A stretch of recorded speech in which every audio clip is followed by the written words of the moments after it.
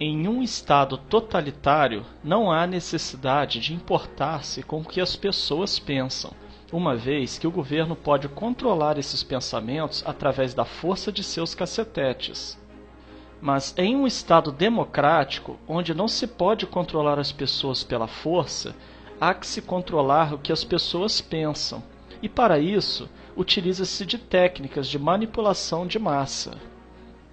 Adiante, citaremos as 10 técnicas de manipulação listadas por Noam Chomsky, um linguista, filósofo, cientista cognitivo, comentarista e ativista político norte-americano, referenciado em âmbito acadêmico como o pai da linguística moderna.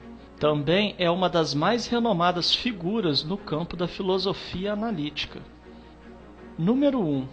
A estratégia da distração. O elemento primordial do controle social é a estratégia da distração, que consiste em desviar a atenção do público dos problemas importantes e das mudanças decididas pelas elites políticas e econômicas, mediante a técnica do dilúvio ou inundação de contínuas distrações e de informações insignificantes.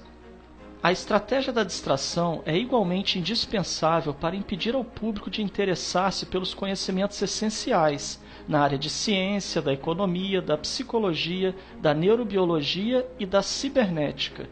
Consiste em manter a atenção do público distraída, longe dos verdadeiros problemas sociais, cativada por temas sem importância real. Manter o público muito ocupado, sem nenhum tempo para pensar nas coisas que realmente têm importância. Estratégia de número 2. Criar problemas, depois oferecer soluções. Este método também é chamado de problema-reação-solução. Cria-se um problema, uma situação prevista para causar certa reação no público, a fim de que este seja o mandante das medidas que se deseja fazer aceitar. Por exemplo, deixar que se desenvolva ou se intensifique a violência urbana, ou organizar atentados sangrentos, a fim de que o público seja o mandante de leis de segurança e políticas em prejuízo da liberdade. Ou também, criar uma crise econômica para fazer aceitar como um mal necessário o retrocesso dos direitos sociais e o desmantelamento dos serviços públicos. Número 3. A estratégia da gradação. Para fazer com que se aceite uma medida inaceitável, basta aplicá-la gradativamente, a conta-gotas, por anos consecutivos. É dessa maneira que condições socioeconômicas radicalmente novas, como o neoliberalismo, foram impostas durante as décadas de 80 e 90. Estado mínimo, privatizações, precariedade, flexibilidade, desemprego em massa, salários que já não asseguram uma vida decente, tantas mudanças que haveriam provocado uma revolução se tivessem sido aplicadas de uma só vez. Número 4. A estratégia do deferido. Outra maneira de se fazer aceitar uma decisão impopular é de apresentá-la como sendo dolorosa e necessária, obtendo a aceitação pública no momento para uma aplicação futura. É mais fácil aceitar um sacrifício futuro do que um sacrifício imediato. Primeiro, porque o esforço não é empregado imediatamente. Em seguida, porque o público, a massa, tem sempre a tendência a esperar ingenuamente que tudo irá melhorar amanhã e que o sacrifício exigido poderá ser evitado. Isto dá mais tempo ao público para acostumar-se com a ideia de mudança e de aceitá-la com resignação quando é chegado o momento. Estratégia número 5. Dirigir-se ao público como crianças de baixa idade.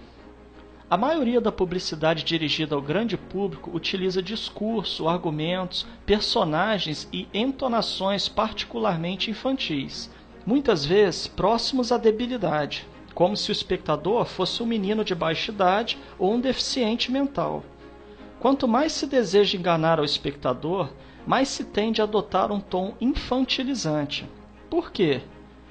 Se você se dirige a uma pessoa como se ela tivesse a idade de 12 anos ou menos, então, em razão da sugestionabilidade, ela tenderá, com certa probabilidade, a uma resposta ou reação também desprovida de um sentido crítico, como a de uma pessoa de 12 anos ou menos de idade. Estratégia número 6.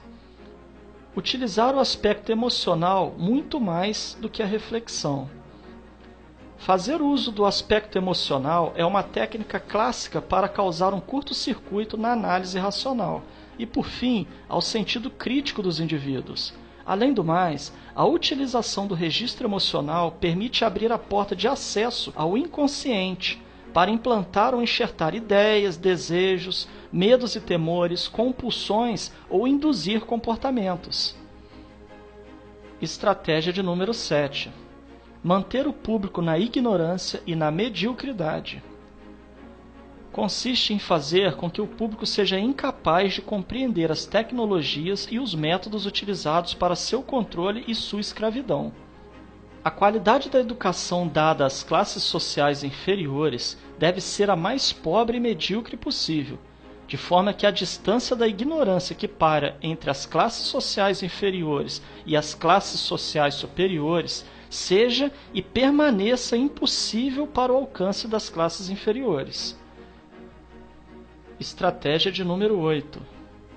Estimular o público a ser complacente na mediocridade. Consiste em promover o público a achar que é moda o fato de ser estúpido, vulgar e inculto. Estratégia de número 9. Reforçar a revolta pela autoculpabilidade. Fazer o indivíduo acreditar que é somente ele o culpado pela sua própria desgraça, por causa da insuficiência de sua inteligência, de sua capacidade ou de seus esforços.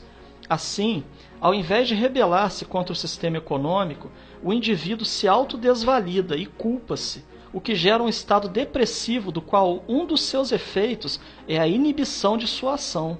E sem ação não há revolução. Estratégia de número 10. Conhecer melhor os indivíduos do que eles mesmos se conhecem. No transcorrer dos últimos 50 anos, os avanços acelerados da ciência têm gerado crescente brecha entre os conhecimentos do público e aqueles possuídos e utilizados pelas elites dominantes. Graças à biologia, à neurobiologia e à psicologia aplicada, o sistema tem desfrutado de um conhecimento avançado do ser humano, tanto de forma física como psicologicamente. O sistema tem conseguido conhecer melhor o indivíduo comum do que ele mesmo conhece a si próprio. Isto significa que, na maioria dos casos, o sistema exerce um controle maior e um grande poder sobre os indivíduos do que os indivíduos a si mesmos. Observando essas 10 estratégias citadas por Noam Chomsky, certamente poderemos fazer relações com o que vivemos atualmente, principalmente no campo político. Portanto, é dever de cada um analisar cada fato e notícia a partir de seu próprio ponto de vista, reunindo a maior quantidade de informações possível. Somente assim conseguiremos anular os efeitos manipuladores que estão embutidos nas propagandas, notícias e acontecimentos.